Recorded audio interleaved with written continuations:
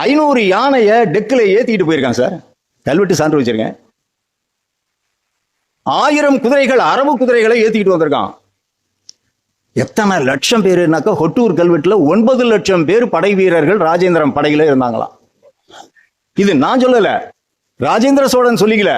ராஜேந்திர சோழன் யாரை வெற்றி கொண்டானோ அந்த இரிவி பெதங்க சத்யாசிரியன் என்கின்ற ராஷ்டிரகூட்ட அல்லது மேலை சொலுக்கிய அரசனுடைய கல்வெட்டுல குறிச்சிருக்கான். அவன் குறிச்சிருக்கான், ராஜேந்திரன் ஒரு படுபாவி போய 9 லட்சம் பேரை கொண்டுகிட்டு வந்து எங்களை வெற்றி கொண்டான்.